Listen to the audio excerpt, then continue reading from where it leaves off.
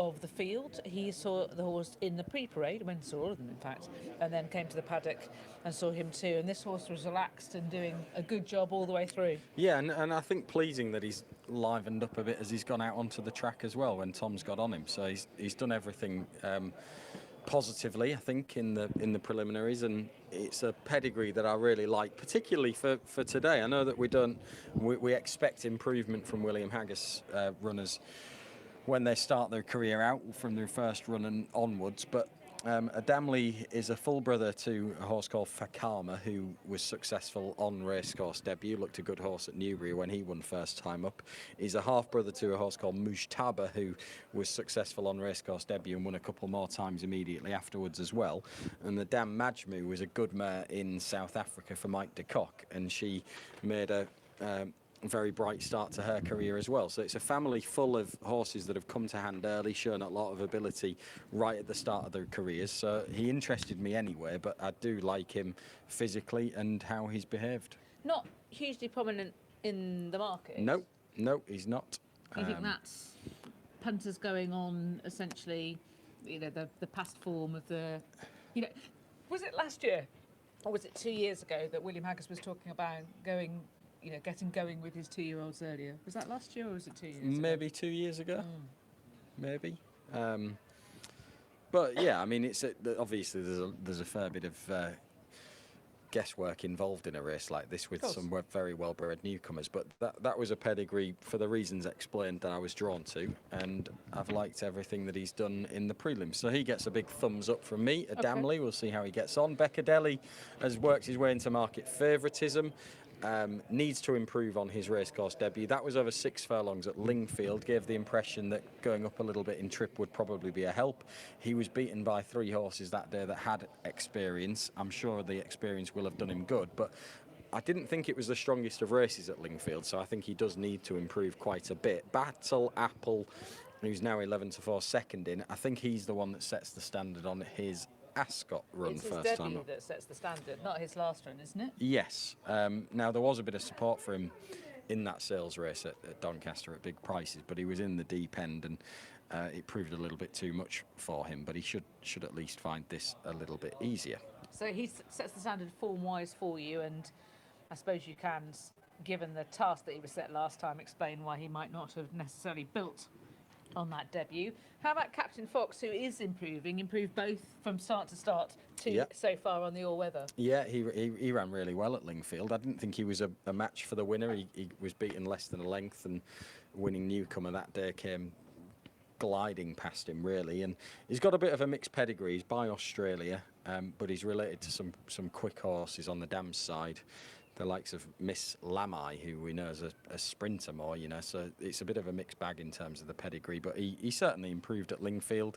I think he'll probably have to step up again, but he's got that experience. He took them along at Lingfield from the front, so might expect Finley Marsh to do the same today. He's drawn in stall 10. And clearly from your comments in the paddock, you don't like Enoch quite as much as you do Damley, albeit he has got the pedigree, hasn't he, being a half-brother to Al Manzour? I didn't dislike him, to be fair, and he was perfectly well behaved. They kept him away from the others in the pre-parade ring most of the time. He was sort of milling out on his own slightly at the other side of the pre-parade ring, and then came into the paddock, but there's no behaviour that you would be worried about as far as Enoch is concerned. He's got a very eye-catching pedigree, son of Frankel, half-brother to Al Manzour, no less. So, very much a quality pedigree. Interesting name. Right, let's have a look at the betting for this, shall we? Because last time I looked, Battle Apple had joined Beccadelli at the fore of the market. That still seems to be the case. Yes, shortened to 5-2. My goodness, they're all following you in, Martin. I don't know about that, but as I say, I think funny how they follow each other, just like. Yes, quite. Well, I mean, look at that, 11-4. You move markets. You can move any market.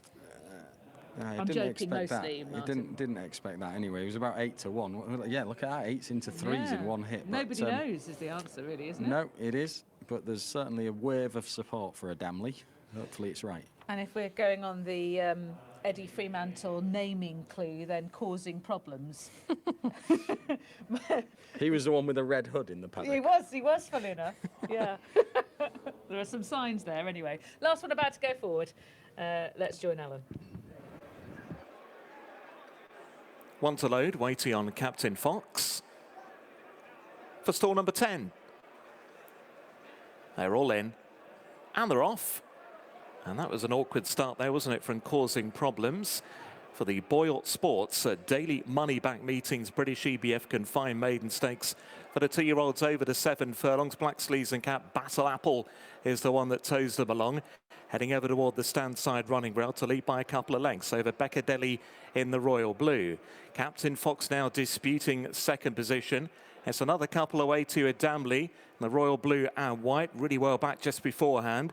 Ice Cube is next there with the black cap. Further behind to Enoch and those white colours, and then the red cap Magnitude, the back marker causing problems. He started awkwardly, is now racing very keenly in the final place. They've gone through halfway, quite well stretched out. Battle Apple and Sean Levy out in front. By 1 length over Beccadelli, Captain Fox in third. 3 lengths away Damley, who's racing in fourth. Ice Cube is in fifth, and then Magnitude, followed by Enoch, and the back marker is causing problems. Inside the final quarter mile, Battle Apple, who's made the running, is still there by 2 lengths to Beccadelli. He's now shaken up in second. Captain Fox is trying to make the ground between them. Enoch is running a promising race back in fourth. Captain Fox veering to the centre, impeding Beccadelli, still with the lead. Battle Apple. Enoch is flying up the stand side running rail, and Enoch is going to go by them all to win. Smart effort on debut. Enoch the winner. Home in second, Battle Apple, Captain Fox and Beccadelli are in a tight thing for third. They got well clear from the rest, headed by Damley. Well, John Gusson said he wasn't expecting much today. Well, Enoch therefore has surprised him. He has won for the yard. It's a double for Robert Haviland on the day. In the colours of George Strawbridge, he's well bred for the task, half brother to Al Manzour, no less, and he has come surging through against this near side rail to win. And beaten to second, Battle Apple, who was always prominent for Sean Levy and Richard Hannon, and it's close in third between Captain Fox, who hated the dip and the track late on, and Beccadelli for third place. Enoch, 4-1 wins. Yeah, really positive debut performance. Now, my immediate feeling is that the form horses, the experienced horses, have got racing quite early in this race, and playing his hand a little bit later might have been to Enoch's advantage to some extent. But even so, he travelled strong off the pace, and he's really quickened up well up the hill, down the rail in the closing stages. Nice debut from a very well-bred horse. Anything about the rail? Well, it's not a disadvantage. Enoch has won comfortably from Battle Apple, and Captain Fox is better than that. He did not handle the track.